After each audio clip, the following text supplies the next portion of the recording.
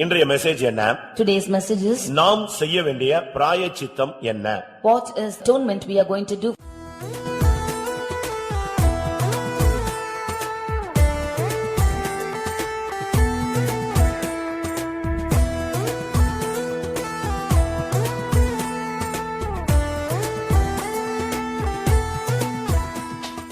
கர்த்தருடைய பரிசுத்த நாமத்துக்கு மகிமை உண்டாவதாக. Glory be to the holy name of the Lord. இரண்டாம் சாமுவேல் 21ஆம் அதிகாரம் முதல் 3 வசனங்கள் வாசிப்போம். 2 Samuel chapter 21 first 3 verses. இரண்டாம் சாமுவேல் 21 முதல் 3 வசனங்கள். தாவீதின் நாட்களில் 3 வருஷம் ஓயாத பஞ்சம் உண்டாயிருந்தது. அப்பொழுது தாவீது கர்த்தருடைய சமூகத்தில் விசாரித்தான். கர்த்தர் கிபியோனியரை கொன்று போட்ட சவுலுக்காகவும் இரத்தப்பிரியரான அவன் வீட்டாருக்காகவும் இது உண்டாயிற்று என்றார். அப்பொழுது ராஜா கிபியோனியரை அழைப்பித்தான். கிபியோனியரோ இஸ்ரவேல் புத்திரராயிராமல் எமோரியரின் மீதியாயிருந்தவர்கள். அவர்களுக்கு இஸ்ரவேல் புத்திரர் ஆணையிட்டு இருந்தும் சவுல் இஸ்ரவேல் புத்திரருக்காகவும் யூதாவுக்காகவும் காண்பித்த வைராக்கியத்தினால் அவர்களை வெட்ட வரை தேடினான். ஆகையால் தாவீது கிபியோனியரை பார்த்து, நான் உங்களுக்கு செய்ய வேண்டியது என்ன? நீங்கள் கர்த்தருடைய சுதந்திரத்தை ஆசீர்வதிக்கும்படிக்கு நான் செய்ய வேண்டிய பிரயாசித்தம் என்ன என்று கேட்டார். கர்த்தருடைய பரிசுத்த நாமத்துக்கு மகிமை உண்டாவதாக. Glory be to the holy name of the Lord. தாவீதின் நாட்களில் 3 வருஷம் தொடர்ச்சியான ஒரு பஞ்சம் ஏற்பட்டது. In the days of David 3 years there was continuous famine. தொடர்ச்சியான ஒரு பஞ்சம். There was a continual famine. அதுல அவன் மிகவும் சோர்ந்து போய்விட்டான். He was very weary of it. இப்பொழுது அவன் கர்த்தருடைய சன்னிதானத்திலே போய் விசாரிக்க ஆரம்பித்தான். He went to the presence of God and inquired about நம்முடைய it. வாழ்க்கையிலும் கூட சில பிரச்சனைகள் ஓயாததாக இன்னும் இருந்து கொண்டே இருக்கிறது. Even in our lives we have problems which are not solved till yet. அன்றைக்கு பஞ்சம் ஏற்பட்டது. இன்றைக்கு ஓயாத போராட்டங்கள் நம்முடைய வாழ்க்கையிலே அனுமதிக்கப்படுகிறது. Those days it was famine, but in our lives there is continual problems. ஒரு நாள் அல்ல, It's not one day, 2 நாள் அல்ல, not 2 days. 3 வருஷம் ஓயாத ஒரு பஞ்சம் ஏற்பட்டது. It was the famine for 3 years. இன்றைக்கும் கூட உலகத்துல எவ்வளவு அறிவியல்ல முன்னேறினாலும் இன்னைக்கும் பல தேசங்கள் பஞ்சத்துல வாடிக்கொண்டே இருக்கிறார்கள். Although the world is advanced in sciences, there are many lands which are filled with famine. நீங்கள் சோமாலியா நாட்டை நீங்கள் பார்த்தால் அந்த நாட்டில் உள்ள பஞ்சம் தலைவிரித்து ஆடுகிறது நீங்கள் பார்க்கலாம். If you should see Somalia, you can see famine which is existing still now. இப்படி ஆரோக்கியமான ஒரு குழந்தையோ இப்படி ஒரு ஆரோக்கியமான ஒரு ஆளையோ அங்க பார்க்கவே முடியாது. You cannot see a healthy child or a man in that place. நீங்கள் அந்த சோமாலியா தேசத்தில் உள்ள அந்த படங்களை பார்த்து நீங்கள் பாருங்கள். You go and see the pictures of the Somalia. ஒரு கழுகு ஒரு குழந்தையை தூக்கிட்டு போக ஆயத்தமாக இருக்கிறதாக நான் பார்த்தேன். I saw that an eagle was ready to carry a child. அந்த பிள்ளை அப்படியே கைவிடப்பட்ட நிலவரத்துல மெலிஞ்சு ஒண்ணுமே இல்லாம அடுத்து கழுகு அதை தூக்கிட்டு போறதுக்கு ரெடியாக இருக்கிறது. The child being lean and forsaken state, that eagle was ready to carry it away. வாழ்க்கையிலே நமக்கும் கூட ஓயாத பிரச்சனைகள் இன்றைக்கு வந்து கொண்டே இருக்கிறது. We too have problems which are never ending. நாம் செய்ய வேண்டிய பரிகாரம் என்ன? What is the healing for it? உலகத்துல மற்றவர்கள் சொல்லுவார்கள் பரிகார பூஜை என்று சொல்லுவார்கள். In the world they say that they make a worship of atonement. இல்லாவிட்டால் ஏதாவது நிவாரணம் செய்வார்கள். Or they make some remedy. இங்கே தாவீது போய் அந்த கிபியோனிட்ட கேட்கிறான், நான் செய்ய வேண்டிய பிராயச்சித்தம் என்ன? Here David went and asked the Gibeonites, what is the atonement that we shall do for you? பிரியமானவர்களே, உங்களுடைய வாழ்க்கையில இந்த ஓயாத பஞ்சம் வந்திருக்கிறதா? Dear beloved, is this famine coming continually in your life? வருஷக்கணக்காக சில பிரச்சனைகள் உங்களுடைய வாழ்க்கையில போராடி கொண்டிருக்கிறதா? For years together are some problems taking place in your life? இந்த பஞ்சம் என்று சொல்லும் பொழுது வேதத்திலே பல நேரங்களிலே இந்த பஞ்சம் சம்பவித்ததாக நாம் பார்க்கலாம். We see in the word of God that many a times famines came to existence. Amos தீர்க்கதரிசன புத்தகத்தை நாம் பார்க்கும் பொழுது In the prophetical book of Amos, அங்கே உள்ள பஞ்சம் வேற ஒரு விதமான பஞ்சம். that the famine existed in a different angle. அது ஆகார குறைவினால் உள்ள பஞ்சம் அல்ல. That it's not the famine because of the lack of food. ஜலக்குறைவினால் உள்ள பஞ்சமும் அல்ல. It's not the lack of water too. வசனம் கிடைக்க கூடாத ஒரு பஞ்சம். The famine wherein the word of God is not received. பிரியமானவர்களே, இந்த காலங்கள் வசனங்கள் கேட்கக்கூடிய ஒரு காலம். This is the period wherein we hear the word of God. இந்த காலங்களிலே நீங்கள் நன்றாக வசனத்தை கேட்டு உங்களுடைய வாழ்க்கையை சீர்படுத்திக் கொண்டே வந்து நீங்கள் பரலோகத்தை நோக்கி பயணப்பட வேண்டும். You should rectify your lives hearing the word of God and go towards a journey towards heaven. இன்றைக்கு பஞ்சம் வந்த உடனே அநேகர் உடனடியாக வேற ஒரு தேசத்துக்கு போக ஆரம்பிக்கிறார்கள். When there is a famine in this place, immediately people begin to go to another place. அது யாராக இருந்தாலும் உடனே அவர்கள் வேற ஒரு பரிகாரத்தை தான் தேடுகிறார்கள். Whoever it might be, they always look for another remedy. ஆதியாகமத்திலே நாம் பார்க்கும் பொழுது When we read in the book of Genesis, 12ஆம் அதிகாரத்திலே chapter 12, அங்கே ஒரு பஞ்சம் உண்டானது. we see a famine which took place. அது ஆபிரகாமின் நாட்களில் ஏற்பட்டது. There in the days of Abraham it took place. Abraham ஒரு விசுவாசத்தின் தகப்பன். Abraham was the father of faith. அவனுடைய வாழ்க்கையிலே ஒரு பஞ்சம் ஏற்பட்ட உடனே அவன் உடனடியாக எகிப்துக்கு புறப்பட்டு போய்விட்டான். When there took place a famine in his life, he immediately went out to Egypt. அதுதான் நம்முடைய தோல்வியினுடைய அடையாளம். That is the sign of our failure. பிரச்சனை வந்த உடனே நாம் எகிப்துக்கு இல்லாவிட்டால் பாவத்துக்கு பழைய நிலவரத்துக்கு நாம் திரும்பி போக கூடாது. When we face problems, we should not go back to our old state or the state of sin. ஆனால் தன்னுடைய குமாரனை எகிப்துக்கு போக கூடாது என்று சொன்ன மனிதன் தன்னுடைய வாழ்க்கையிலே அவன் எகிப்துக்கு போகிறான். He who asked his son not to go to Egypt, in his life he is going to Egypt. பிரியமானவர்களே, வேதத்திலே பல நேரங்களிலே இந்த பஞ்சங்கள் சம்பவித்திருக்கிறது. Dear beloved, in many parts of the word of God we see famine. அந்த நேரங்களெல்லாம் அவர்கள் பிராயச்சித்தத்தை தேடாமல் வேறொரு பரிகாரத்தை தான் அவர்கள் தேடினார்கள். But all of them, they did not seek for any remedy to the from the Lord, but they went for another source. ஒரு ஆவிக்குரிய மனுஷன் பிரச்சனை நேரத்திலே ஆண்டவருடைய கரத்திலிருந்து சொல்யூஷனை எதிர்பார்க்கணும். A spiritual man of God should expect the solution from the hand of the Lord. அதை விட்டுட்டு இவன் மாமிசீகமாக உலக பிரகாரமாக உலக நண்பர்கள் மத்தியிலே அவன் பரிகாரத்தை தேடி போக கூடாது.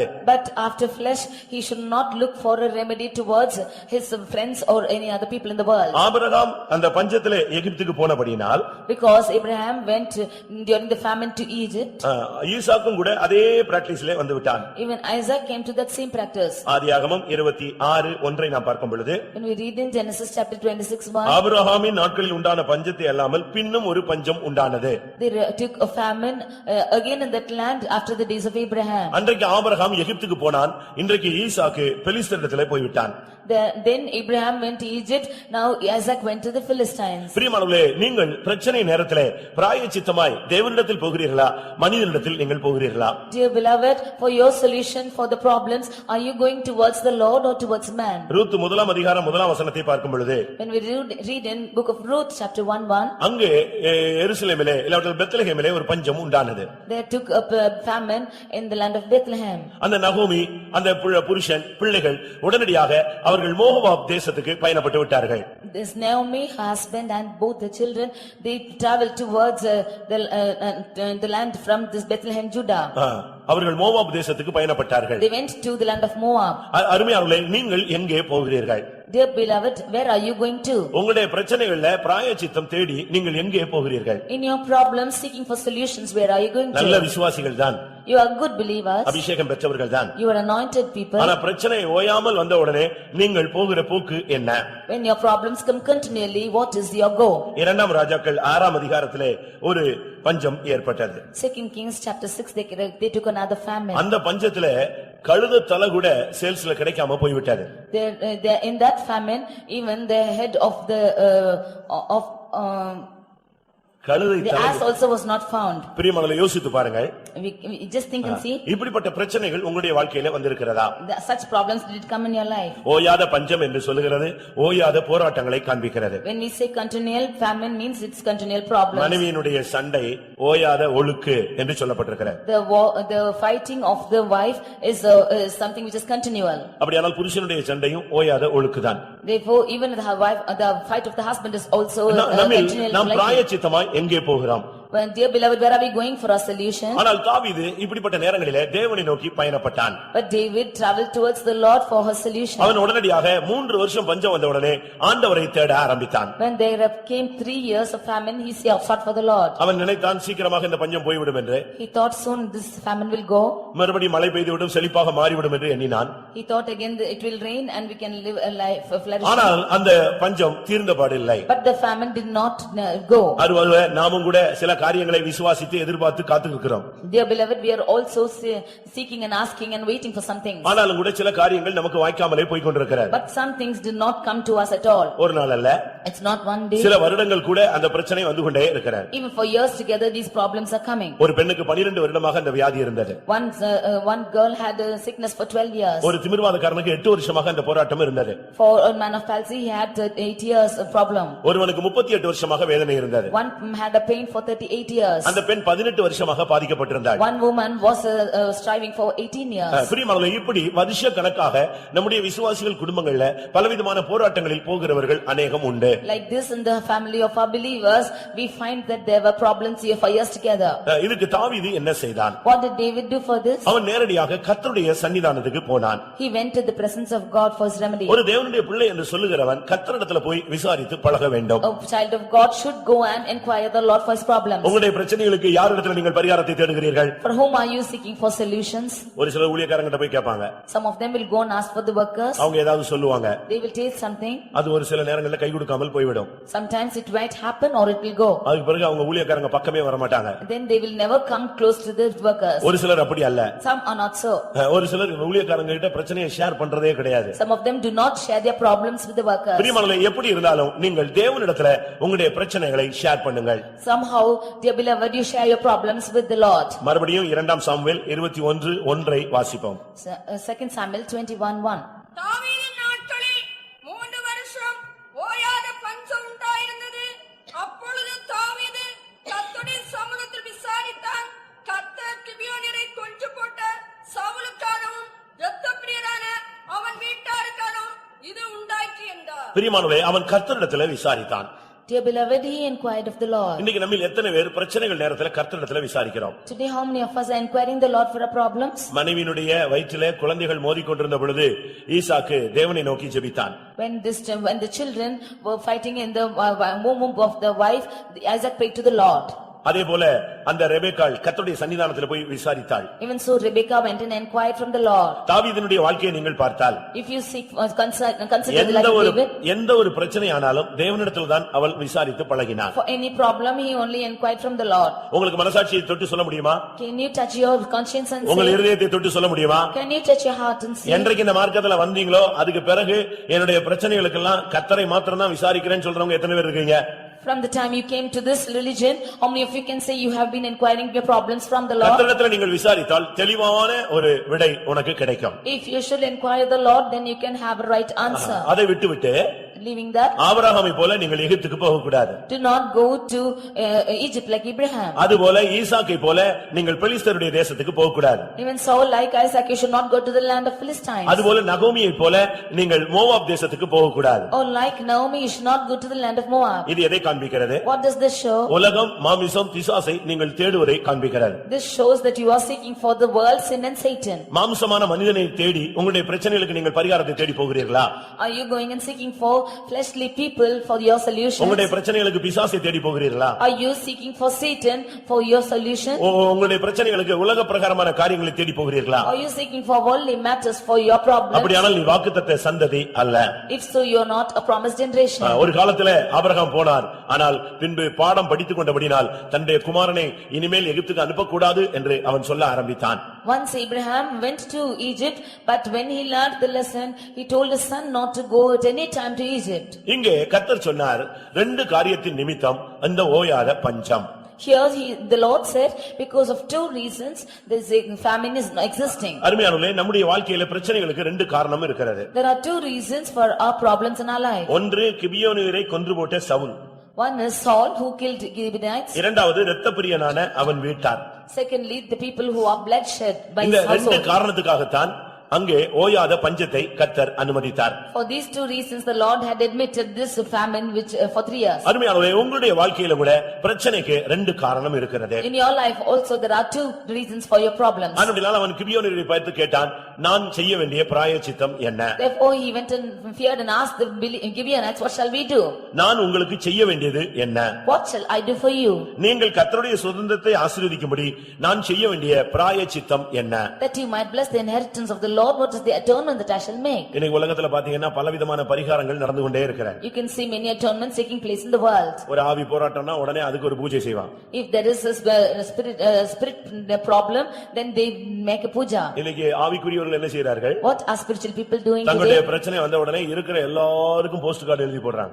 When your problems are coming, immediately you write postcards to all. உடனே அவர் அங்க இருந்து பதில் அனுப்புவார். Immediately you get a reply from them. இப்படி தான் இன்னைக்கு अनेகர் தங்களுடைய வாழ்க்கையில பலவிதங்களிலே பிராயச்சித்தத்தை தேடுகிறார்கள். Like these people are seeking for atonement in their life. ஆனா ரெண்டு காரணம் என்பதை பிராயச்சித்தம் பண்ண வேண்டிய ரெண்டு காரியத்தை கர்த்தர் இந்த காலை வேளையில நமக்கு வெளிப்படுத்துகிறார். But the Lord is revealing two reasons for atonement in this morning. ஒன்று கிபியோனியரை கொன்று போட்ட Saul. One is Saul who killed the Gibeonites. இந்த கிபியோனியர் தேவனுடைய ஜனங்களோடு ஒப்புரவாகி இருந்தார்கள். These Gibeonites had made a reconciliation with the people of God. எல்லாரும் ஒரு உடன்படிக்கை பண்ணி அவர்களோடு இணைந்து இருந்தார்கள். They had made a covenant with the people of God and was united with ஆனால் them. சவுல் என்ன செய்தான்? But what did Saul do? இஸ்ரவேல் ஜனங்களுக்காக, But for the children of Israel, யூதா குடும்பத்துக்காக for the tribe of Judah, வைராக்கியம் காண்பித்து அந்த கிபியோனியரை கொன்று போட ஆரம்பித்தான். he began to be zealous for it and slew the Gibeonites. பிரியமானவர்களே, நாம் சரியான காரணம் இல்லாமல் இரத்தம் சிந்தக்கூடாது. Without a proper reason, we should not shed blood. சரியான காரணம் இல்லாமல் நாம் இரத்தம் சிந்தினால் நாம் தேவனுடைய ஆலயத்தை கட்டி எழுப்ப முடியாது. Without proper reason, if we should shed blood, then we cannot build the temple of the Lord. ஒரு நாள் சவுலை சீமையை தூஷிக்க ஆரம்பித்தான். Once Shimei began to despise him. என்ன தூஷித்தான்? What did he despise இரத்த like? பிரியனான மனுஷனே தொலைந்து போ என்று சொன்னான். Oh bloody man, you depart, you depart. அந்த இரத்த பிரியனான மனுஷன். You are a bloody man. அப்படியானால் நாம் இன்னைக்கு இரத்தம் சிந்துகிறோமா? If so, are we shedding blood today? தாவீது ஏன் தேவனுடைய ஆலயத்தை கட்ட முடியாமல் போய்விட்டது? Why was David not able to build the temple of the Lord? அவன் கைகள் இரத்தத்தினால் நிறைந்திருந்தது. His hands was full of blood. ஆனபடியால் அவனால் தேவனுடைய ஆலயத்தை கட்ட முடியாமல் போய்விட்டது. Because of this, he was not able to build the temple of the Lord. பிரியமானவர்களே, உங்களோடு இளைப்பாறுதலோடு சமாதானத்தோடு இருக்கிறவர்களோடு நீங்கள் பிரச்சனை பண்ணி கொண்டிருக்கிறீர்களா? Dear beloved, are you making problems with the people who are in peace and safety? இல்லாவிட்டால் இரத்தம் சிந்தும்படியான ஒரு போராட்டம் உங்களுக்குள் இருக்கிறதா? Or are you having problems to shed blood? இந்த ரெண்டு ஆவியும் ஒரு மனிதனுக்குள்ள இருந்தால் பிரச்சனை விஸ்வரூபம் எடுத்துக்கொண்டே இருக்கும். Both these problems, if these are existing in a man, then the problems will continue. கர்த்தர் சொன்னார், இந்த ரெண்டு காரியத்தினால் தான் இந்த பிரச்சனை என்று சொன்னார். The Lord said, only because of these two reasons this problem is existing. இவன் போய் அந்த கிபியோனியரை கூப்பிட்டு நான் என்ன செய்ய வேண்டும் என்று கேட்டான். Immediately he called the Gibeonites and asked them what he shall do. அவங்க என்ன சொன்னாங்க தெரியுமா? What did they say? இந்த சவுலுடைய குமாரர்கள் இருக்கிறார்கள், அவர்களை கொன்று போட்டால் இந்த பிரச்சனை முடிவுக்கு வந்துவிடும், அதுதான் பிராயச்சித்தம் என்று சொன்னார்கள். They said, you have the sons of Saul, if you should kill them, that is the atonement. பிரியமானவர்களே, நீங்கள் இரத்த பிரியர்களாக இருக்கிறீர்களா? Have you seen bloodshed people? சங்கீதம் 5ஆம் சங்கீதத்திலே பார்க்கும் பொழுது, When you read in Psalm 5, 5ஆம் சங்கீதம் 6ஆம் வசனத்திலே 5th Psalm verse 6, இரத்த பிரியர்களை வாசிங்கள். பொய் பேசுகிறவர்களை அழிப்பி இரத்தப்பிரியனையும் சூதுள்ள மனுஷனையும் கர்த்தர் அருவருக்கிறார். இரத்த பிரியனை கர்த்தர் அருவருக்கிறார். the Lord is abhorring the bloody man. இன்றைக்கு இரத்த பிரியர்களாக நாம் பாரும் பொழுது நம்மை தேவன் அருவருத்து நம்முடைய பிரச்சனைகளை மறுபடியும் நீடிக்க அனுமதிக்கிறார். When we are bloody people, then the Lord will abhor us and make our problems to continue. அருமையானவர்களே, உங்களுடைய வாழ்க்கையில இந்த இரத்த பிரியர்களாக கர்த்தர் அருவருக்கிற ஏதாவது வாழ்க்கை நமக்குள்ளே இருக்கிறதா? Therefore in our lives, do we have a life wherein the Lord will abhor? இந்த இரத்த பிரியர்களை எப்படி கண்டுபிடிக்க முடியும்? How can we find this bloody people? எல்லாரும் ஒயிட் அண்ட் போட்டிருக்கிறோம். ஒயிட் அண்ட் ஒயிட் போட்டிருக்கிறோம். We are all putting white and white. அமைதியாக வந்து கர்த்தருடைய சன்னிதானத்துல உட்கார்ந்து இருக்கிறோம். We are silently sitting in the presence of God. ஆனா இரத்த பிரியர்களை எப்படி கண்டுபிடிப்பது? So how can we find out this bloody people? நீதிமொழிகள் 29:10 பார்க்கும் பொழுது, Proverbs 29:10 when we read, உத்தமர்களை அவர்கள் பகைப்பார்கள். they will honor the upright people. வாசியுங்கள். இரத்தப்பிரியர் உத்தமனை பகைக்கிறார்கள். இரத்த பிரியர்கள் உத்தமனை பகைப்பார்கள். They will hate the upright. பிரியமானவர்களே, ஆவிக்குரிய ஜனங்களை இவர்கள் வெறுக்க ஆரம்பிப்பார்கள். They will start to hate the spiritual people. ஜெபிக்கிறவனை பிடிக்காது. They will not like people who pray. விசுவாசத்துல நிற்கிறவனை பிடிக்காது. Those who stand in the faith, they will not like. ஆவிக்குரிய அபிஷேகம் பெற்றவனை பிடிக்காது. Those who have the spiritual anointing, they will not like. கர்த்தரை நேசிக்கிறவனை பிடிக்காது. Those who love the Lord, they will not like. உத்தமமாய் வாழ்கிறவர்களை பிடிக்காது. Those who live upright life, they will not like. விசுவாசத்துல நிற்கிறதான ஜனங்களை பிடிக்காது. They will not like the people who are living in faith. ஆனா யாரை பிடிக்கும்? Whom do they like? யாரை பிடிக்கும்? Whom do they like? பிரச்சனைக்குரியவர்களை பிடிக்கும். Only those who are problem makers. கூட்டத்துக்கே வரமாட்டான். They will not come to the church. அபிஷேகத்துல நிரம்பவே மாட்டான். They will never get filled in the spirit. பரிசுத்தவான்களுடைய ஐக்கியத்துல இருக்கவே மாட்டான். They will not be in the fellowship of the saints. இப்படிப்பட்டவர்களோடு அவனுக்கு ஐக்கியம் ஜாஸ்தி இருக்கும். With such people, they have their unity. இந்த இரத்த பிரியர்களுடைய அடையாளம் உத்தமர்களை பகைப்பார்கள். The bloodthirsty people are the ones who hate the upright. ஆபிரகாமை குறித்து ஆண்டவர் பேசும் பொழுது, நீ எனக்கு முன்பாக நடந்து கொண்டு உத்தமனாய் இரு என்று பேசினார். When the Lord spake to Abraham, he said, you walk before me and be thou upright. அப்படியானால் இந்த உத்தமனை பகைக்கக்கூடிய நல்ல விசுவாசிகளை நாம் பகைப்போம். விசுவாசத்துல தடுமாறவனுக்கெல்லாம் நமக்கு ரொம்ப ஃப்ரெண்ட்ஷிப்பா இருப்போம். If so, we will hate the ones who are a good believer or who are upright and be friends with those who are not so. இரண்டாம் சாமுவேல் The second Samuel, 21ஆம் அதிகாரம் chapter 21, 8-9 வசனங்களை பார்க்கும் பொழுது when we read it verses 8 and 9, அங்கே சவுலின் பிள்ளைகள் 2 பேர், சவுலின் மகளின் பிள்ளைகள் 5 பேர். here we see the sons of Saul are two and 5 of the people who are begotten of his wife. இந்த 7 பேரை அழித்தால் உன்னுடைய வாழ்க்கையில இருக்கிற போராட்டத்துக்கு பிராயச்சித்தம் உண்டாகும். Only when you are killing these 7 people, there can be a torment in your life. சவுலுடைய 2 குமாரர்கள், The 2 sons of Saul, அடுத்து சவுலின் பிள்ளைகள் 5 பேர், and the 5 sons of Saul, இல்லாவிட்டால் சவுலின் மகளின் பிள்ளைகள், all the sons of daughter of Saul. அவங்க சொன்னாங்க இவங்களை நீ அழித்து விட்டால் இந்த பஞ்சம் நீங்கிவிடும். They said if you should destroy them, then the famine will cease. இரண்டாம் சாமுவேல்ல 21ஆம் அதிகாரத்தில் 2 Samuel chapter 21, 6ஆம் வசனத்தை நான் பார்க்கும் பொழுது, verse 6, அவன் குமாரரில் 7 பேர் சவுலின் ஊராகிய கிபியாவிலே இருக்கிறார்கள். there are 7 sons, 7 men of his sons in the land of Gibeah. அந்த 7 பேரையும் ஒப்பு கொடுத்தால் இந்த பிரச்சனை நீங்கிவிடும். If you should deliver all the 7, then this problem will உடனே cease. சவுல் என்ன பண்ணினான்? உடனே அந்த 7 பேரையும் கொன்று போட்டான். Immediately David killed all the 7 of them. இரண்டாம் சாமுவேல் 21ஆம் அதிகாரம் 14ஆம் வசனத்தை பார்க்கும் பொழுது, When we read 2 Samuel chapter 21 verse 14, அங்கே அந்த 7 பேரையும் கொன்று போட்ட பின்பு அந்த பிரச்சனை முடிவுக்கு வந்தது. after the 7 of them were killed, there was an end to the problem. ராஜா கட்டளையிட்டபடி எல்லாம் செய்தார்கள். அதற்கு பின்பு தேவன் தேசத்திற்கு செய்யப்பட்ட வேண்டுதலை கேட்டு அருளினார். They did as the king had commanded, then the Lord hearkened to their prayer and granted their request. பிரியமானவர்களே, உங்களில் எத்தனை பேருக்கு பிராயச்சித்தம் உங்களுக்கு தென்படாமல் இருக்கிறது? Dear people, how many of you this atonement is not found? எத்தனை பேர் வீட்ல பிரச்சனை இருக்கு? How many of you have problems in your houses? எத்தனை பேருடைய ஊழியத்துல பிரச்சனைகள் இருக்கு? How many of you have problems in your ministries? எத்தனை பேருடைய தொழில்ல ஓயாத போராட்டங்கள் இருக்கிறது? How many of them have problems in their workplace? எத்தனை பேர் வீட்ல ஓயாத பிரச்சனைகள் இருக்கிறது? How many of them have problems continually in your houses? எத்தனை பேருடைய தொழில்ல ஓயாத போராட்டங்கள் இருக்கிறது? How many of your business are you facing continual problem? உங்களுக்கு இந்த கேள்விக்கு பதில் சொல்ல முடியும். You can answer these questions. ஏனென்றால் உங்களுக்கு அந்த நீங்கள் போகிற பாதை உங்களுக்கு தெரியும். Because you know the path you are treading through. இந்த 7 பேரை உங்களுடைய வாழ்க்கையில நீங்கள் அழித்தால் உங்களுடைய வாழ்க்கையில இருக்கிற பிரச்சனைகள் முடிவுக்கு கொண்டு வரப்படும். If you should destroy these 7 people, then there will be an end for your problems. 5 பிள்ளைகள், அடுத்து 2 பிள்ளைகள். First is the 5 children and the 2 children. இந்த 7 பேரையும் தாவீது கொன்று போட்டு அவர்களை ஒப்புக் கொடுத்தான். All these 7 David killed and he yielded them to the Lord. உடனே பஞ்சம் மாறி போனது. Immediately the famine ceased. அதோடு அந்த போயாத பஞ்சம் அவனுடைய வாழ்க்கையிலே இல்லாமல் போய்விட்டது. And after that this famine never came back in his life. இன்றைக்கு ஆராதனை முடிந்து நீ வீட்டுக்கு போகும் பொழுது இந்த பிராயச்சித்தத்தை நீ செய்து முடித்தால் இனிமேல் உன்னுடைய வாழ்க்கையில, ஊழியத்துல, பிசினஸ்ல, வீட்ல இந்த ஓயாத பிரச்சனைகள் வராது, வரக்கூடாது. Today after this meeting, if you should make this atonement, then in your life, in your family, in your business, these problems will never come back again. நான் சுருக்கமாக இந்த 7 பிள்ளைகளை உங்களுக்கு சொல்லுகிறேன். I will in short tell about these 7 children. இல்லாவிட்டால் 7 சுபாவங்களை உங்களுக்கு சொல்லுகிறேன். These are the 7 characters of them. அந்த 7 காரியங்கள் என்ன? What are the 7 things? இந்த 7 காரியங்களை நீங்கள் அழித்தால் உங்களுடைய பிரச்சனைகளுக்கு பரிகாரம் உண்டாகும். நீங்க அந்த ஓயாத பிரச்சனையிலிருந்து வெளியே வந்துருவீங்க. If you would destroy these 7 characters, then you will be coming out of your problems and be delivered. இது சவுலுடைய வாழ்க்கையிலே சம்பவித்த 7 காரியங்கள். These are 7 things which occurred in the life of Saul. இத நீங்க கரெக்ட் பண்ணாதான் உங்களுடைய பிரச்சனைக்கு முடிவு வரும். Only if you correct these, then there will be an end for your problems. உங்களுக்குள்ள பிரச்சனையை நீங்க வச்சிக்கிட்டு பிரச்சனை தீரணும்னு சொன்னா எப்படி முடியும்? Keeping the problems within yourselves, if the problem should cease, how will it be? பிசாசுக்கு இடம் கொடுத்துட்டு மறுபடி பிரச்சனை பிசாசு போணும் சொன்னா எப்படி போகும்? Giving room for the devil, you cast out devil, how will it go? பிரியமானவர்களே, உங்களுக்கு இந்த 7 காரியங்களை நான் உங்களுக்கு முன்பாக வைக்கிறேன். I keep these 7 things before you. இந்த 7 காரியத்தை நீங்கள் சரிப்படுத்துங்கள்.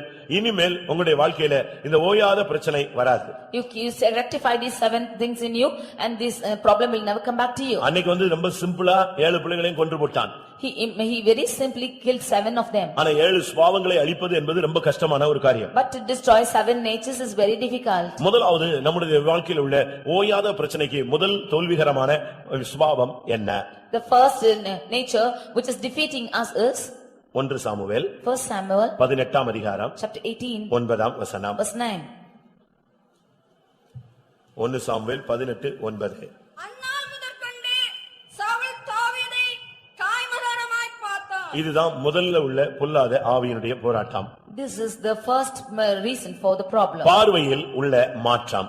The change in the eye. ஒரு தேவனுடைய மனிதனுடைய பார்வை எப்பொழுதும் தெளிவாக இருக்க வேண்டும். The sight of any man of God should be very clear. அதுவரை அவன் தாவீதை நல்ல விதத்திலே பார்த்தான். Till then he looked upon David in a good manner. ஆனா என்னைக்கு சவுல் கொன்றது 1000 தாவீது கொன்றது 10000 சொன்னாங்களோ அன்றிலிருந்து அவனுடைய பார்வை வித்தியாசப்பட்டு போனது. From the day they said that Saul had slain his thousands and David his 10,000s, his eye became different. பிரியமானவர்களே, இந்த முதல் குழந்தை என்று சொல்லுகிறது இந்த முதல் சுபாவத்தை காண்பிக்கிறது. This first man is child is this first character. உங்களுடைய பார்வை எப்படி இருக்கிறது? How is your eye? பரிசுத்தவான்களை எப்படி பார்க்கிறீர்கள்? How are you looking at the saints? ஊழியர்களை எப்படி How பார்க்கிறீர்கள்? are you looking at the workers? ஒரு விசுவாசியை எப்படி பார்க்கிறீர்கள்? How are you looking at the believers? மனைவியை எப்படி பார்க்கிறீர்கள்? How are you looking at the other உங்களுடைய wife? புருஷனை எப்படி பார்க்கிறாய்? How are you looking at the husband? ஒரு தேவனுடைய பிள்ளையை நீ எப்படி பார்க்கிறாய்? How are you looking at the child of God? உன்னுடைய பார்வை காய்மகாரமாக வித்தியாசமான விகற்பமான தவறான எண்ணங்கள் உன்னுடைய பார்வையில வந்துவிட்டால் அது உன்னுடைய வாழ்க்கையிலே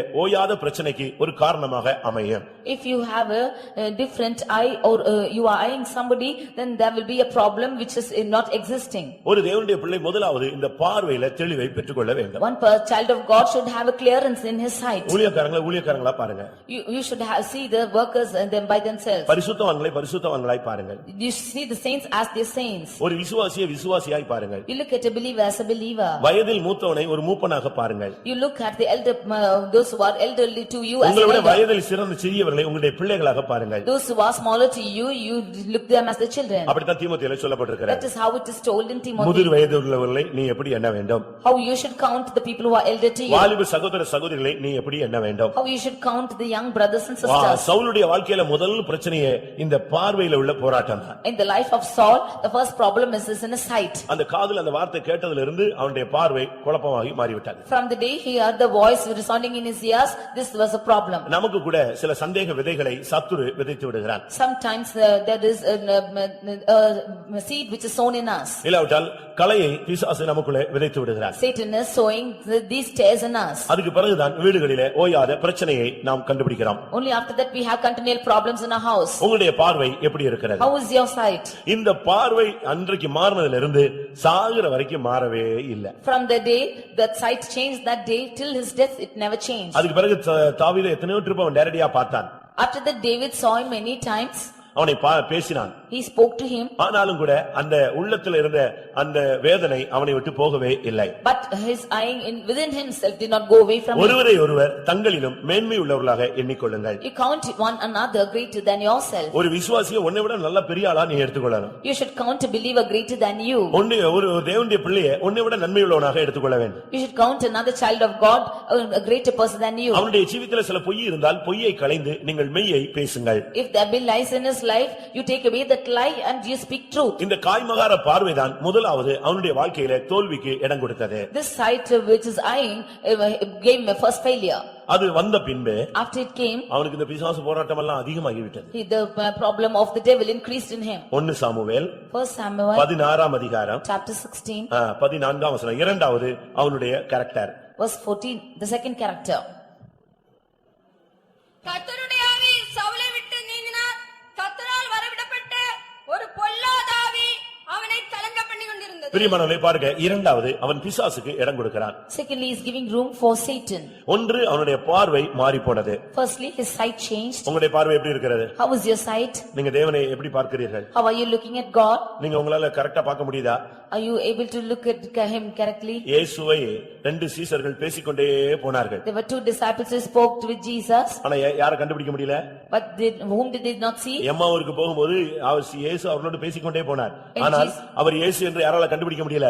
அவங்களுக்கு கண்டுபிடிக்க முடியல. When they went to the Emmaus, these people were talking about Jesus, but they did not spot out that he is Jesus. அதுபோல Like this, அந்த கல்லறை தோட்டத்திலே மரியாள் இயேசுவை பார்க்கும் பொழுது ஒரு தோட்டக்காரனை போலதான் அவளுடைய பார்வை காணப்பட்டது. even so Mary, when she saw Jesus in that sepulchre, she saw him as a gardener. மரியாளே என்று ஒரு வார்த்தை சொன்ன உடனே அவளுக்கு இருதயம் தூக்கி போட்டது. Only when he called her to Mary, her heart was stunned. பிரியமானவர்களே, உங்களுடைய பார்வையை சீர்படுத்துங்கள். You change your sight. நீங்க இன்னைக்கு உங்களுடைய பார்வையை, உங்க கிளாஸை நீங்க மாத்தணும். You should change the glasses in your eyes. நீங்க என்ன கலர் கிளாஸ் போட்டிருக்கீங்கன்னு உங்களுக்கு தான் தெரியும். You only know what color glass are you wearing. நீங்க என்ன கலர் போட்டிருக்கீங்களோ அதே கலர்ல எல்லாரும் தென்படுவாங்க. In the same color that you are putting on, the others will appear to you like that. நீங்க ஒரு பச்சை கண்ணாடி இப்ப போட்டுருங்க. If you have a green glass, இந்த ஒயிட் கலர் கூட உங்களுக்கு லைட் கிரீனா உங்களுக்கு தெரியும். even this white color will seem to you as light green. ஏன்னா நீ போட்டிருக்கிற கண்ணாடி அப்படிப்பட்ட கண்ணாடி. Because your glasses are such like. உன்னுடைய பார்வையில் உள்ள தோல்வி உன்னுடைய ஜீவியத்திலே ஓயாத பிரச்சனைகளுக்கு முதல் காரணமாக அமைகிறது. The defeat in your sight is being a continual cause for the problem. இரண்டாவது உன்னுடைய வாழ்க்கையில பிசாசுக்கு இடம் கொடுக்கவே கூடாது. Secondly, you should not give room for the devil. வேதம் என்ன சொல்லுகிறது? What does the word of God say? பிசாசுக்கு இடம் கொடாதிருங்கள். Do not give room for the devil. அபிஷேகம் பெற்றவங்க யாருமே பிசாசுக்கு சான்ஸே கொடுக்க கூடாது. All those who are anointed should never give a chance for the devil. உங்க வீட்ல பிசாசு வரவே கூடாது. There should no room come in your house for devil. கம்பெனிக்குள்ள உங்களுடைய பிசினஸ்க்குள்ள பிசாசு வரவே கூடாது. You should not have this problem of devil in your business or in your house. நான் ஒரு கம்பெனிக்கு ஜெபிக்க போனேன். When I went to a company, நான் ஜெபித்து முடியும்போது after I prayed, ஒரு ஆமையை பார்த்தேன். I saw a spirit. ஆமை. ஆமை. I saw tortoise. நான் அதை பார்த்த உடனே அந்த சகோதரன்ட்ட சொன்னேன். I saw that and told this brother. நான் ஒரு ஆமையை பார்த்தேனே. உங்க பிசினஸ் எப்படி இருக்குது என்று கேட்டேன். I asked him how is your business. ஒரு காலத்துல கொடி கட்டி பறந்தது. இப்ப ஆமை மாதிரி ரொம்ப ஸ்லோ பிசினஸ் ஓஞ்சி போயிருச்சுன்னு சொன்னான். Once upon a time it hoisted its flags, but now it's very slow. It's like the tortoise. உங்களுடைய வாழ்க்கையில பிசாசுக்கு நீங்கள் இடம் கொடுக்கவே கூடாது. You should not give room for the devil in your life. அபிஷேகம் பெற்றவர்கள் கூட अनेகர் இன்றைக்கு பிசாசுக்கு இடம் கொடுத்து விடுகிறார்கள். Even the anointed people of God, many of them are giving room for this devil. நீங்க நினைச்ச உடனே பிசாசுக்கு இடம் கொடுக்கறன உடனே முனியசாமிக்கு இடம் கொடுக்கறோம் அப்படி நினைச்சிர கூடாது. Immediately you should not think that you are giving room for any other spirit when you give room for the devil. ஏதோ ஒரு விக்கிரகத்துக்கு இடம் கொடுத்துட்டீங்கன்னு நீங்க நினைக்க கூடாது. You should not think that you are giving room for any other idol. இயேசுவிடத்தில் பேதுரு பேசினான். Then Peter speak to the Jesus. நீர் பாடுபடக்கூடாது. You should not come yonder. நீர் பாடுபடக்கூடாது. You should not suffer. உனக்கு இப்படி சம்பவிக்க கூடாது. It should not happen like this to you. உடனே இயேசு என்ன சொன்னாரு? Immediately what did Jesus say? அப்பாலே போ சாத்தானே. Get thee hence Satan. நீ தேவனுக்கு ஏற்றவைகளை சிந்தியாமல் மனிதனுக்கு ஏற்றவைகளை சிந்திக்கிறாய். For they think us not the things of heaven, but they think of அதனால man. நீங்க பிசாசுக்கு இடம் கொடுக்கறதுனா ஏதோ ஒரு விக்கிரகத்துக்கு இடம் கொடுக்கறன்னு நினைச்சிர கூடாது. தேவனுக்கு ஏற்றவைகளை சிந்திக்காமல் இருப்பதே விக்கிரகத்துக்கு இடம் கொடுப்பதை காண்பிக்கிறது. You should not think that giving room for devil means giving room for idols, but if you do not think concerning the Lord, then you are giving room for devil. இந்த ஆவி வரும்போது சவுல் என்ன செய்வான் தெரியுமா? When this spirit came, what did Saul do? உடனே ஈட்டி எடுத்து செஞ்சிருவான். வீசிடுவான். Immediately he will take his sword and he will அந்த throw. ஆவியினுடைய அடையாளம் அதுதான். That is the sign of the spirit. அதுபோல உங்களுக்குள்ள இந்த ஆவி வரும்பொழுது நீங்கள் தாறுமாறா பேசுவீங்க. Even so, when the spirit comes in you, you will speak somewhat. வித்தியாசமான ஈட்டிகள் உங்களுக்குள்ள இருந்து புறப்படும். There will be different weapons which are flowing out from you. வித்தியாசமான கருத்துக்கள் உங்கள் வாயிலிருந்து வரும். You will have different words which proceed out of your mouth. அந்த பிசாசு வரும்பொழுது When that Satan comes, அவன் அரண்மனையில சிங்காசனத்துல இருந்தாலும் கலங்குவான். although he is on the throne in the palace, he will be confused. அருமையானவர்களே, உங்களுடைய வாழ்க்கையில நீங்கள் பிசாசுக்கு இடம் கொடுத்திருக்கிறீர்களா? Dear beloved, have you given room for Satan in your life? உங்கள் வீடுகளில் பிசாசு உள்ள வரக்கூடாது. You should not allow the Satan to come into your house. நீங்கள் பலத்தவர்களாக இருந்தால், even if you are upright people, பிசாசு உள்ள வராது. then you will never have Satan come to you. 144ஆம் சங்கீதம், we are reading in Psalm 144. 14ஆம் வசனத்தை பார்க்கும் பொழுது, when we read in 14th verse, எங்கள் எருதுகள் பலத்தவைகளாக இருக்கும்.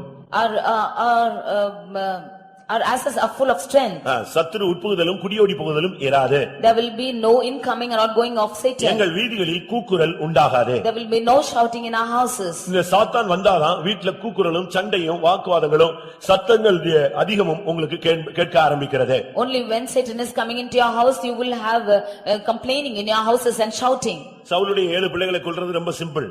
In the life of Saul, the work was very simple. ஆனா சவுலுடைய 7 சுபாவங்களை அழிப்பது மிகவும் கடினமானது. But to rectify these 7 characters is very difficult. ஒரு தேவனுடைய பிள்ளை என்று சொல்லுகிறவன் பிசாசுக்கு எந்த சூழ்நிலையிலும் இடம் கொடுத்துறவே கூடாது. A child of God should never give room for the Satan in any way. நீங்க எப்பமாவது இடம் கொடுத்திருக்கீங்களா? Have you given room for it? அப்படி நீங்க இடம் கொடுக்கும் பொழுதுதான் உங்களுடைய வாழ்க்கையில தோல்விகள் ஓயாத பிரச்சனைகள் தலையெடுக்க ஆரம்பிக்கிறது. If you give room for the Satan, you have problems which are continual and never getting an end. நீங்க உட்கார்ந்து அனலைஸ் பண்ணி பார்க்கணும். You just analyze yourself. ஏன் பிரச்சனை? Why is this problem? அது நீங்க உட்கார்ந்து ஆராய்ச்சி பண்ணி பார்க்கணும். Or you search out. இங்க தாவீது உட்கார்ந்து கர்த்தருடைய சன்னிதானத்துல போய் விசாரித்தான். Here David is sitting here and inquiring in the presence of the Lord. அது அவனுக்கு பதிலை கொண்டு வந்தது. It brought the answer for him. நீங்க மனுஷனை தேடி போகாமல் பிராயச்சித்தம் செய்யும்படியாக தேவனை நோக்கி போங்கள். Don't seek for the men, but you go seek for the atonement from the Lord. மூன்றாவதாக Thirdly, முதலாம் சாமுவேல் 1 Samuel 22ஆம் அதிகாரம் chapter 22 18ஆம் வசனம். verse 18. அங்கே ஊழியர்களை அழித்தான். He there beat the workers. அப்பொழுது ராஜா தோவேத்தை நோக்கி நீ போய் ஆசாரியர்களை கொன்று போடு என்றான். பாருங்க, ஆசாரியனை கொன்று போடக்கூடிய ஒரு ஆவி அவனுக்குள்ளே வந்தது. He had the spirit to kill the priest. இது எதை காண்பிக்கிறது? What does this show? என்றைக்கு உனக்கு ஓயாத பிரச்சனை வருதோ அதுக்கு காரணம் நீ ஊழியத்திலிருந்து கொஞ்சம் கொஞ்சமாய் ஒதுங்குவாய். When you have problems continually in your life, then you will be departing away from the workers. பிரியமானவர்களே, நம்ம எல்லாரும் ஊழியர்கள். We are all workers. எல்லாரும் ஊழியம் செய்யணும். We are all doing the ministry. நீங்க ஏதோ சண்டே ஸ்கூல் ஊழியம் செய்யறதோட போயிடக்கூடாது. You should not stop with doing the Sunday school ministry alone. Daily போய் நீங்க சுவிசேஷம் சொல்லலாம். Every day you can go and tell the gospel. ஆஸ்பத்திரியில ஊழியம் செய்யலாம். You can go minister in the hospitals. காவல் கூடங்களிலே நீங்க ஜெயில்ல போய் ஊழியம் செய்யலாம். You can go and minister in the jails. கிராமங்கள்ல போய் ஊழியம் செய்யலாம். You can go minister in the nearby towns. இப்படி பல இடங்களிலே நீங்கள் போய் ஊழியங்களை செய்யலாம். Or you can go and minister in many ways like this. அவன் போய் ஊழியர்களை அழிக்கும்படியாக சொன்னான். He wanted to go and destroy the workers. பிரியமானவர்களே, நாம் ஓயாத பிரச்சனைகளுக்கு போறதுக்கு காரணம் ஊழியத்தோடு நமக்கு ஒரு எதிர்ப்பான ஒரு தன்மை. The continual problem with us is because we have a spirit of resisting the ministry always. ஊழியர்களை அழித்தால் என்ன நடக்கும்? What will happen if you should kill the ministers? அது ஒரு பெரிய சாபத்தை நமக்குள்ள கொண்டு வந்து விடுகிறது. It brings a great curse in us. ஊழியர்களுக்கு விரோதமாய் நாம் எழும்பவே கூடாது. We should never rise against the workers. எபிரேயர் 13ஆம் அதிகாரத்தை நாம் பார்க்கும் பொழுது, When we read in Hebrews chapter 13, அவர்கள் உங்களுடைய ஆத்துமாவுக்காக உத்தரவாதம் செய்கிறார்கள். For they are interceding for your life. அப்படி அவர்கள் உத்தரவாதம் பண்ணும்போது, Because they are interceding for you, அவர்களுக்காக அவர்களை துக்கப்படுத்த கூடாது. we should never grieve them. அவர்களுக்கு நாம் கீழ்ப்படிந்து அடங்க வேண்டும். We should obey and submit ourselves. அது தேவனுடைய திட்டமாக இருக்கிறது. That is the plan of God. இல்லட்டா எல்லாரும் பாஸ்டர் ஆயிட்டா என்ன நடக்கும்? If all are becoming pastors, what will happen?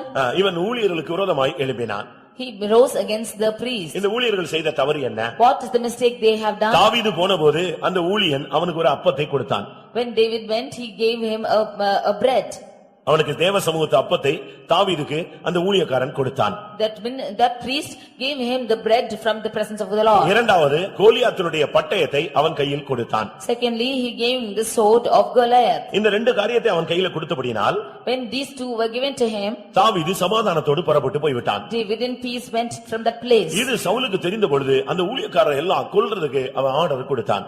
When this was known to Saul, he immediately gave his order to kill this priest. ஊழியர்களை நாம் அழிக்க கூடாது. We should not kill the servants of God. ஊழியங்களுக்கு விரோதமாக நாம் எழும்ப கூடாது. We should not rise against the servants of God. ஊழியத்துக்கு விரோதமாக நாம் எழும்பினால் நாம் எங்க போவோம்? If we should rise against the servants of God, where will we go? அது தேவனுக்கு விரோதமான ஒரு செயல். This is the work against God. அருமையானவர்களே, நம்மில் நாம் இந்த நாட்களிலே இந்த காரியங்களை நாம் நம்மை விட்டு அகற்ற வேண்டியது அவசியம். These days we have to put out these things from our life.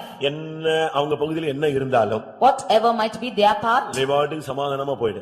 you go in peace. அது அவங்களுக்கும் தேவனுக்கும் உள்ள பொறுப்பு. It's their matter with the Lord. அது அவங்க தேவனுக்கு உத்தரவாதம் கொடுக்க வேண்டும். They have to give an account to the Lord. ஆனா இவன் போய் அந்த ஊழியக்காரங்க எல்லாரையும் அழிக்கும்படியாக தோவைக்கு கட்டளையிட்டான். அவன் போய் ஊழியர்களை எல்லாம் கொன்று போட்டான். But he commanded Doeg to go and kill all these priests, and he killed all the priests. நீங்க ஒரு சின்ன காரியம்னா ஊழியத்தை அழிச்சிர கூடாது. If you have a small thing, then you should not spoil this ministry. யாராவது உங்களை குற்றம் சாட்டிட்டா, if anybody is accusing you, யாராவது உங்களை கேள்வி கேட்டிட்டா, if anybody is questioning you, உங்க மேல ஏதாவது பழி போட்டாங்கன்னா, if anybody is putting a fault upon உங்களை you, தாறுமாறா பேசிட்டாங்கன்னா, or if anybody speak to உடனே others, நீங்க ஊழியத்தை நீங்க மட்டுப்படுத்தவே கூடாது. you should never decline or diminish this ministry. ஊழியம் வேறு, நீ வேறு. You have the worth of it. ஆனவர்கள் தயவு செய்து நீங்கள் அப்படிப்பட்ட பகுதிகளுக்கு இடம் கொடுக்கவே கூடாது. So you should not give room for all these things. நான்காவதாக, So fourthly, 1 சாமுவேல் 1 Samuel 28ஆம் அதிகாரம் chapter 28 7ஆம் வசனம். verse 7. அவனுடைய வாழ்க்கையிலே அஞ்சனம் பார்க்க ஆரம்பித்தான். He started to seek for this family spirit. வாசிங்க. அப்பொழுது சவுல் தன் ஊழியக்காரரை நோக்கி அஞ்சனம் பார்க்கிற ஒரு ஸ்திரியை தேடுங்கள். அவனுடைய வாழ்க்கையில பாருங்க, ஒரு காலத்துல இந்த குறி சொல்றது அஞ்சனம் பார்க்கிறவங்க எல்லாம் கொன்று போட்ட ஒரு ஆள். He was a person who killed all the people who were seeking for enchantments. எல்லாரையும் தேசத்துல இராதபடி துரத்தி விட்ட ஒரு ஆள். He chased out those people from his land. இவனுடைய வாழ்க்கையில நான்காவது தோல்வி என்ன?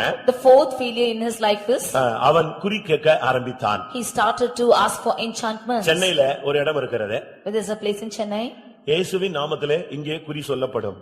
In the name of the Lord, here there will be told of family spirits. எப்படி இருக்கு பாத்தீங்களா? How is it? இயேசுவின் நாமத்திலே இங்க குறி சொல்லப்படும். In the name of the Lord, it will be enchanted here. பொல்லாத ஆவி எப்படி எல்லாம் இறங்கி இருக்கு பாத்தீங்களா? See where this evil spirit is come. பிரியமானவர்களே, நம்மில் எத்தனை பேர் தேவனை விட்டு இன்னைக்கு அந்நிய தெய்வத்தை தேடி போகிறோம்? Dear beloved, how many of us are leaving the Lord and seeking for familiar spirits? அந்நிய தேவர்களை தேடி போறீங்களா? Are you going for unknown gods? ஒரு அம்மா தன்னுடைய பையனை நான் போகிற கோயிலுக்கு நீ வரணும்னு சொல்லி கூப்பிட்டு போனாங்க. One person, mother, she called her son to go come to the place where she is going. இந்த சகோதரன் நான் வர மாட்டேன்னு சொன்னான். This person refused to go. நீ வராட்ட பரவாயில்லை, நீ உள்ள வர வேண்டாம், வெளியே நில்லுனாங்க. If you don't come inside, it's already stand out. சரின்னு சொல்லிட்டு இவன் வெளியே போயிட்டான். So he went out with her.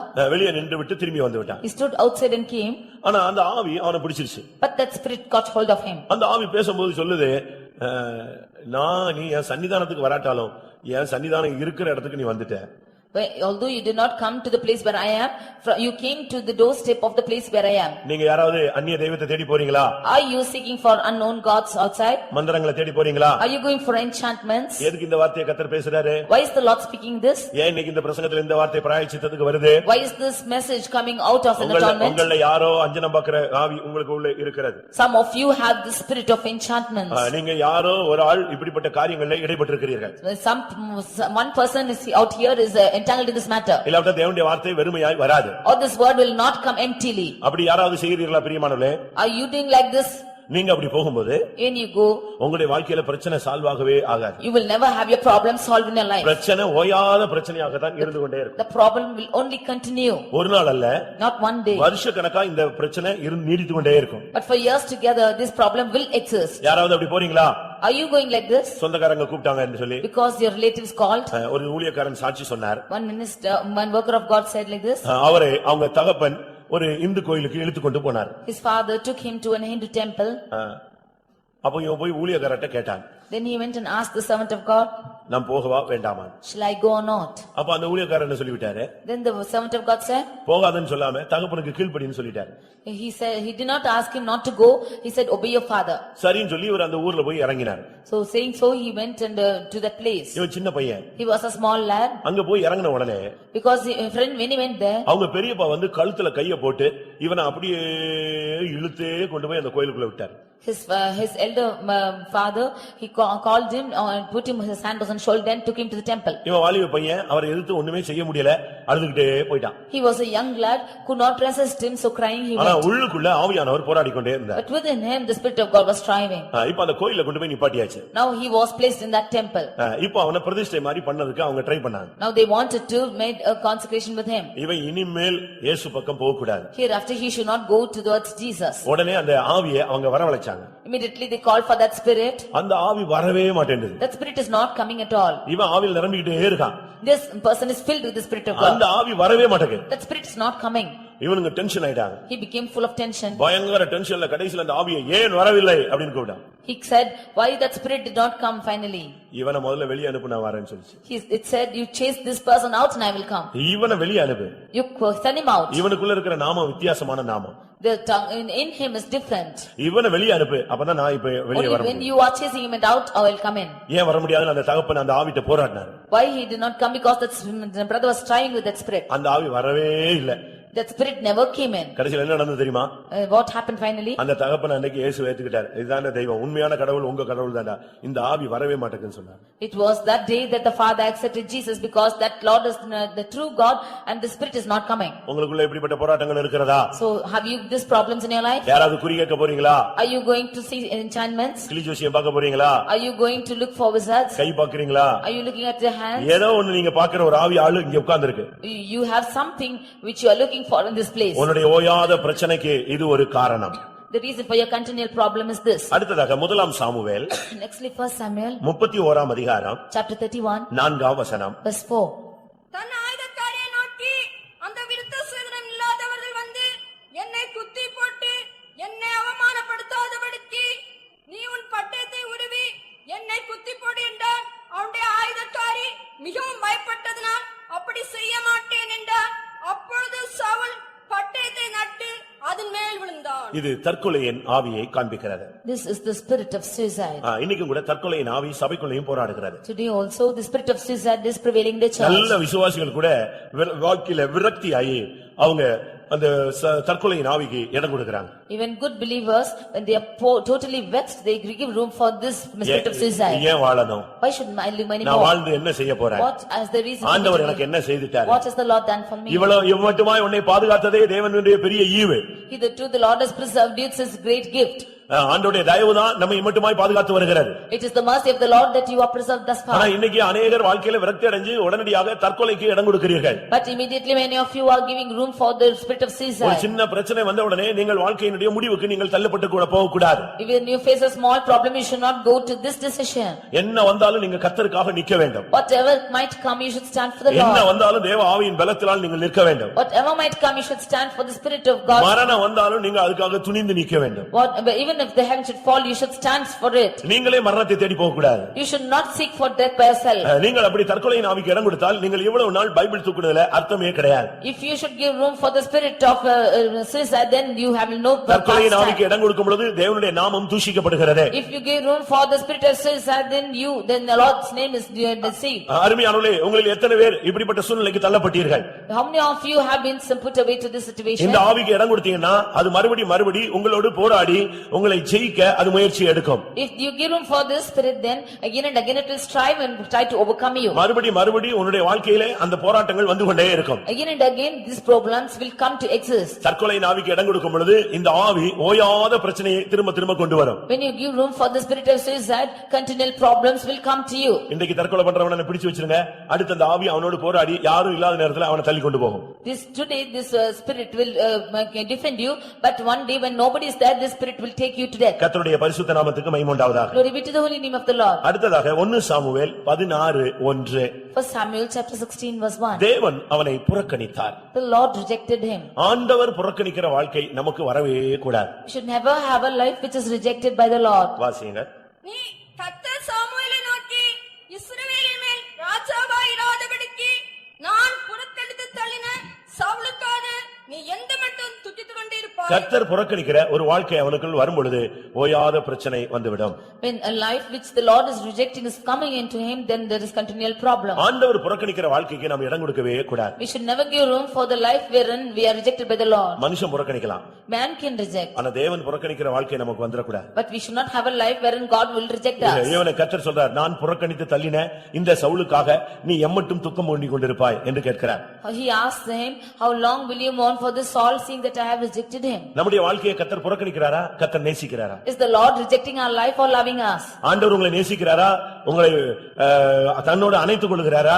தங்க தேவன் புறக்கணிக்கிற ஒரு வாழ்க்கைக்குள்ளே நீங்கள் தள்ளப்பட்டிருக்கிறீர்களா? Is the Lord loving you, or are you cast away into a life and the Lord is rejecting you? நீங்கள் உங்களுக்கே தெரியும் கர்த்தர் உங்களை புறக்கணிச்சிட்டாரா இருக்கிறீங்களான்னு தெரியும். You yourselves know whether the Lord has rejected you or not. தேவன் புறக்கணிக்கும் பொழுதுதான் பிரச்சனை கிரியேட் ஆயிட்டே இருக்கும். Only when there is the Lord is rejecting you, you will have problems ahead of your head. பிரச்சனை என்று சொன்னால் ஒன்று அல்ல ரெண்டு அல்ல, ஓயாத பிரச்சனை. When you say problems, it's not one or two but continual problems. பிள்ளைகள் பிரச்சனை முடிஞ்ச உடனே புருஷன் தலை தூக்குவாரு. Soon after the problem with your children are over, your husband will rise. புருஷன் பிரச்சனை முடிஞ்ச உடனே மனைவி தொடங்க ஆரம்பிப்பாங்க. After the problem with the husband, the wife will rise. அடுத்து ஊழியத்துல பிரச்சனை உண்டாகும். Then there will be problem in ministry. சபைக்குள்ள பிரச்சனை உண்டாகும். There will be problem in the church. நம்ம இங்க வர்றதே இளைப்பாறுதலுக்காக. Even if you come here, you will not have rest. ஆனா திருப்பி இங்கேயே நாம் வேதனையோடு நாம் திரும்பி போவோம். Even from here, you will go back with problems. அருமையானவர்களே, தேவன் புறக்கணிக்கிற வாழ்க்கை உங்களுக்குள்ளே இருந்தால் ஓயாத பஞ்சம், ஓயாத பிரச்சனை வந்து கொண்டே இருக்கும். Dear beloved, if you have a life wherein the Lord is rejecting, you will have continual famine or continual problems. கடைசியில் ஏழாவதாக Finally, 1 நாளாகமம் First Chronicles 17ஆம் அதிகாரம் 13ஆம் வசனம். chapter 17 verse 13. கிருபை விலக்கப்பட்டவனாய் மாறிப்போனான். He became a person who is departing from the grace of God. நான் அவனுக்கு பிதாவாய் இருப்பேன், அவன் எனக்கு குமாரனாய் இருப்பான். உனக்கு முன்னிருந்தவனை விட்டு என் கிருபையை நான் விலக பண்ணினது போல அவனை விட்டு விலக பண்ணாமல் கிருபையை நான் அவனை விட்டு விலக பண்ணினேன். I have caused my mercy to depart from நீங்க him. யோசிச்சு பாருங்க, கிருபை நமக்கு இல்லன்னா நம்ம எப்படி இருப்போம்? Now is the grace gone away back from towards us? கிருபை இல்லன்னா ஒரு நிமிஷத்துல நம்மள பிசாசு தூக்கிடுவான். Even if we have no grace for a moment, the Satan will take நாம் us away. நிர்மலமாகாது இருக்கிறது கர்த்தருடைய கிருபை. It is His mercy that we are not forsaken. நீங்கள் கிருபை விலக்கப்பட்ட ஒரு வாழ்க்கைக்குள்ளே நிர்பந்தமான வாழ்க்கைக்குள்ளே தள்ளப்பட்டு போகவே கூடாது. We should not be cast out in a place wherein this mercy is taken out from us. அருமையானவர்களே, உங்களில் எத்தனை பேர் கிருபை விலகினதை நீங்கள் உணர்கிறீர்கள்? How many of you see that this mercy is departed from you? அவனால ஒரு நாள் கூட நிம்மதியா சாப்பிட முடியாது. Even for one day he cannot eat properly. தாவீதுக்கு விரோதமா எழும்புவான். He will rise up against David. யோனத்தானுக்கு விரோதமா எழும்புவான். He will rise up against Jonathan. மலையே வனாந்தரம் எல்லாம் சுத்திட்டே இருப்பான். He will always be rising against people. திரும்ப சிங்காசனத்துக்கு போவான். Then he will again go to the throne. திரும்ப வனாந்தரத்துக்கு வருவான். Again he will come to the wilderness. மனஸ்தாபப்படுவான். He will again repent. திரும்ப வந்து தாவீதை விரட்டுவான். தாவீதை மறுபடி ஃபாலோ பண்ணுவான். Again he will follow David. இதுதான் அவனுடைய வாழ்க்கையில மறுபடி தோல்வி வந்து கொண்டே இருந்தது. It is the failures which take place in him and again. மறுபடி தோல்வி வரும் பொழுது பிரச்சனை ஓயாததாக தலை தூக்கி காணப்படுகிறது. And again these problems are coming, then these problems are going over his head. தாவீது என்ன பண்ணான் தெரியுமா? What did David do? உடனே இந்த 7 பேரை தேட ஆரம்பிச்சான். He started to search for these 7 of them. இந்த 7 பிள்ளைகளை தேட ஆரம்பித்தான். He searched for all these 7 of them. சவுலுடைய குமாரத்தி மீகாலுக்கு 5 பிள்ளைங்க இருந்தாங்க. Even the 5 sons were born to Michael.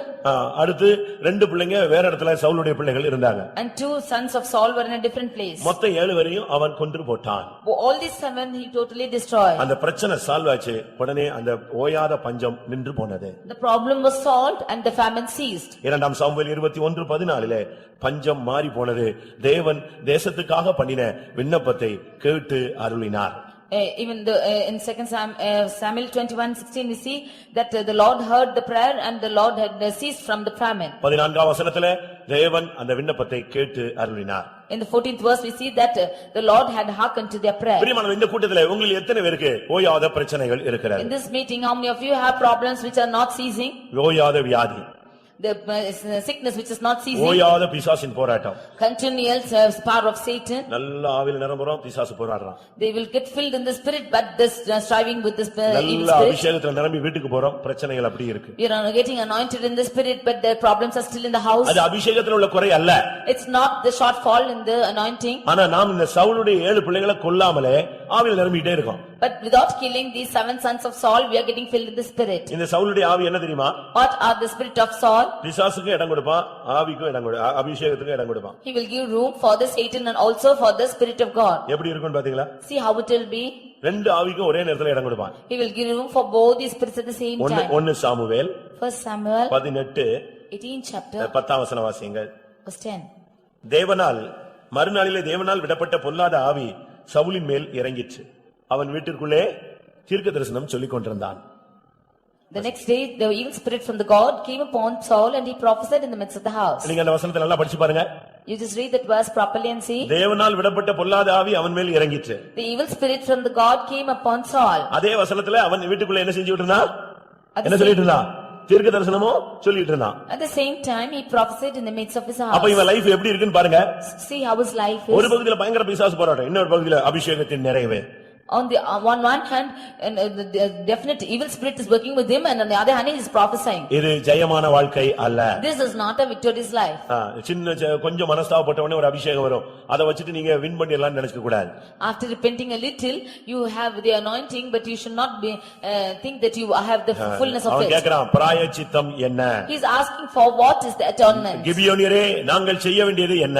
Oh Gibeonites, what shall we do? நீங்கள் தேவனுடைய சுதந்திரத்தை ஆசீர்வதிக்க நான் செய்ய வேண்டியது என்ன? What shall I do that you might bless the inheritance of the Lord? நான் இந்த பஞ்சம் நீங்கிறதுக்கு செய்ய வேண்டிய பிராயச்சித்தம் என்ன? What shall I do in atonement that for this? அதுக்கு நீ செய்ய வேண்டியது என்ன தெரியுமா? What should you do?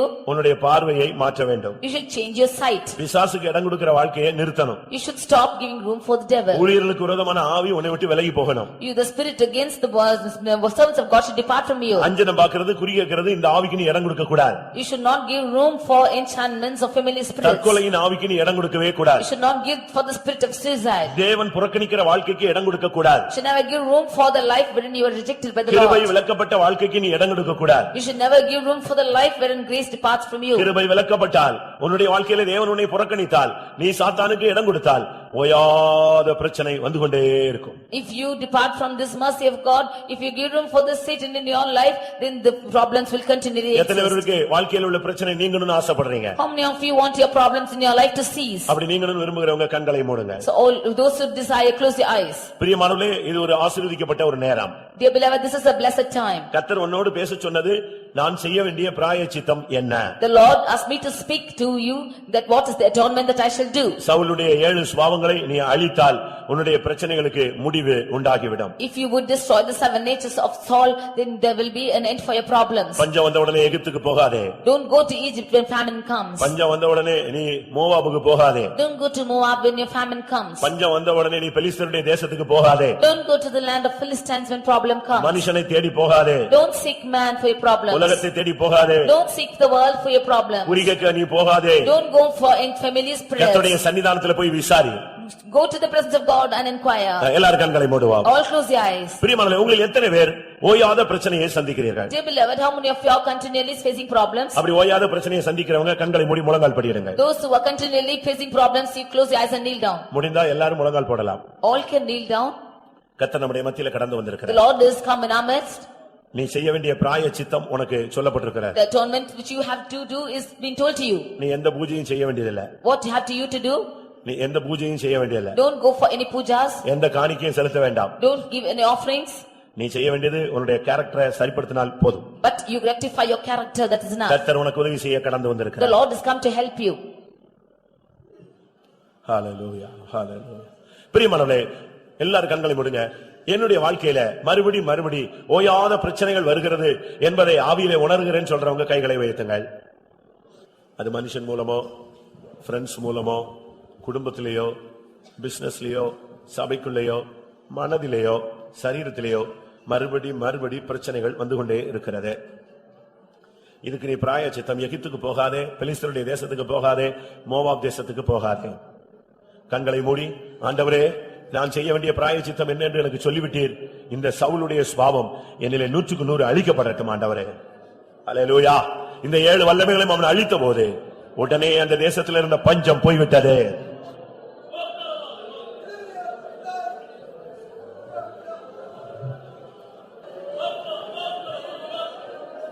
உன்னுடைய வாழ்விலே போராடி கொண்டிருந்த அந்த ஓயாத பிரச்சனையின் ஆவி இன்றைக்கு கடிந்து கொள்ளப்படுகிறது.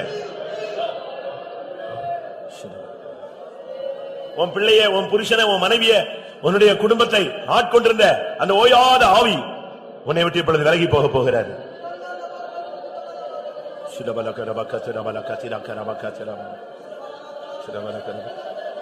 மறுபடி உன் சரீரத்தில் போராடுகிற அந்த ஓயாத பலவீனம், அந்த வியாதி இயேசுவின் நாமத்தில் உன்னை விட்டு நீங்கட்டும்.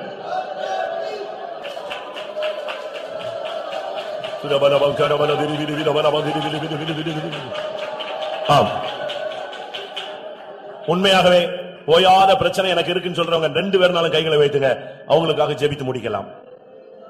கண்டினியூ ப்ராப்ளம் எனக்கு இருக்கு, லாங் ஸ்டாண்டிங் ப்ராப்ளம் இருக்கிறது. ஆமென். அந்த விதவை தொடர்ச்சியாய் அந்த அநீதியுள்ள நியாயாதிபதியிடத்தில் போய்கொண்டே இருந்தாள். கடைசியாக அவளுக்கு நியாயம் கிடைத்தது. சீக்கிரத்தில் தேவன் நியாயம் செய்யாமல் இருப்பாரோ? உன் பிரச்சனைக்கு, ஓயாத பிரச்சனைக்கு இன்றைக்கு 11:30 கர்த்தர் முடிவு உண்டாக்குகிறார்.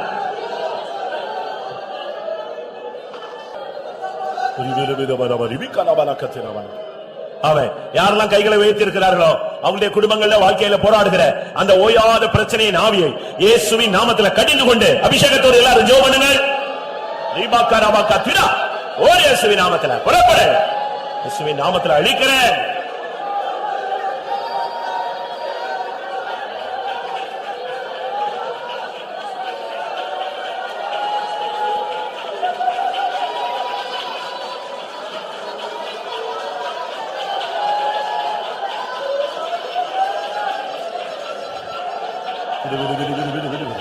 உன் கண்ணீரை கர்த்தர் கண்டிருக்கிறார். ஹல்லேலூயா. உன் விண்ணப்பத்தை கர்த்தர் கேட்டிருக்கிறார். ஓயாத பிரச்சனை உண்டு பண்ணுகிற ஆவியை இயேசுவின் நாமத்தில் கடிந்து கொண்டிருக்கிறார். அது உன்னை விட்டு புறப்படுகிறது. உன் வீட்டை விட்டு வெளியே போகட்டும். துராபாலா ஷபாலா திராபாலியா ரியாமானா ஷபாலா பராபான்.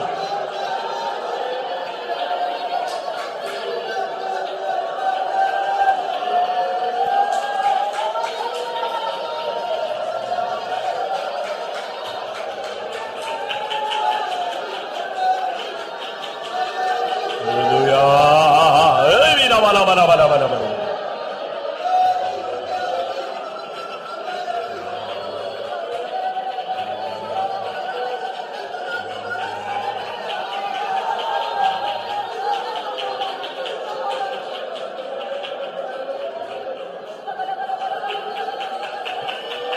பல பல பல பல பல பல பல.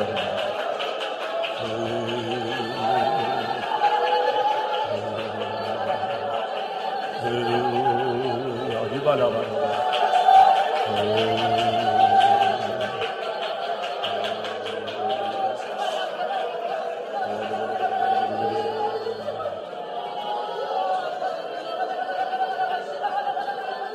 Hallelujah, hallelujah.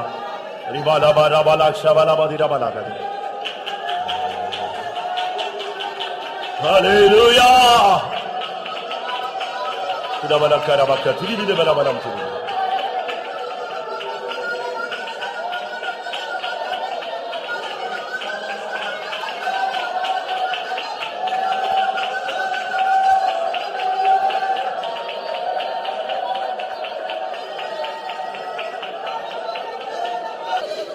நம்முடைய வாழ்க்கையில் உள்ள ஓயாத பிரச்சனைகளுக்கு காரணத்தை விளங்கிக் கொள்ள கர்த்தர் உதவி செய்தபடினால ஸ்தோத்திரம் பண்ணுவோம்.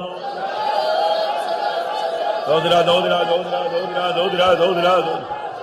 அதுக்கு ஓயாத பிரச்சனைகளுக்கு பிராயச்சித்தம் என்ன என்பதை விளங்கிக் கொள்ள கர்த்தருடைய ஆவியானவர் நமக்கு உதவி செய்தபடினால ஸ்தோத்திரம் பண்ணுவோம்.